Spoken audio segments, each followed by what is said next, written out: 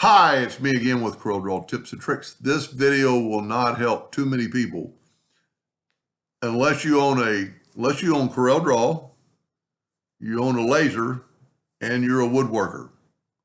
I had a gentleman contact me trying to figure out some things, making this cross that's 52 inches big.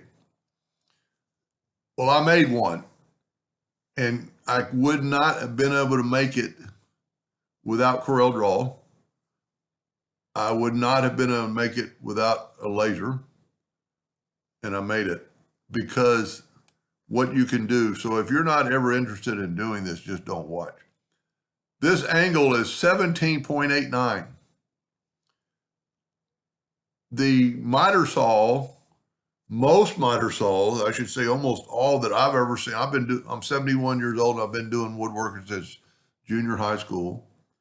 I've never seen a miter saw that'll get to 17.89. You can get it close, but close when you're doing miter joints are really kind of iffy. So normally on a chop saw, miter saw, your blade's running perpendicular and you can turn it, but you can't turn it 72 degrees. I think the most mine will go is like 50.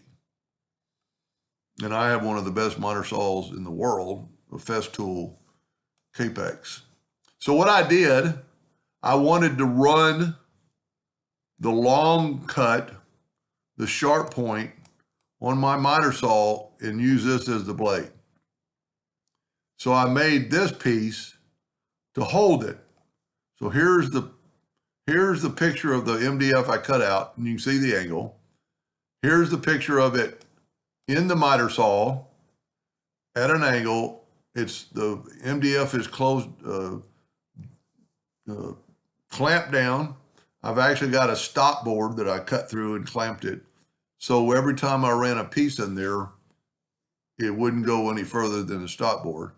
And then I was able to use my chop saw as a regular 90-degree cut to make that angle. So after it was done, I can match this MDF piece that I cut out and put it in the chop saw and match it up to an angle. I don't even remember what the angle was. Let's see what the angle is.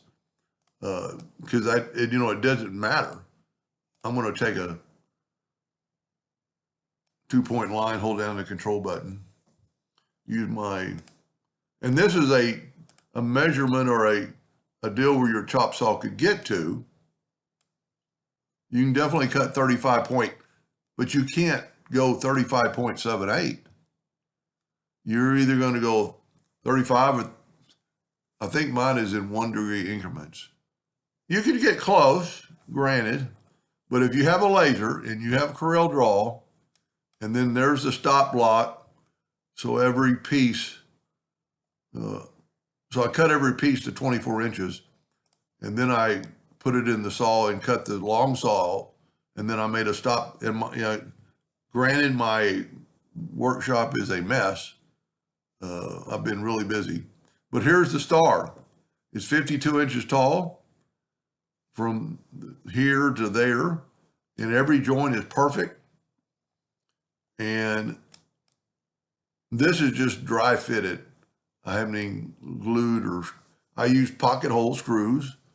I don't really think it's going to be strong enough because I'm going to go back and cut plywood. This is a star I'm going to give the church for a big production we do. They want to light it up. And they had an old one. I just thought I'm going to just replace it. So I'm going to put LED lights or Christmas lights.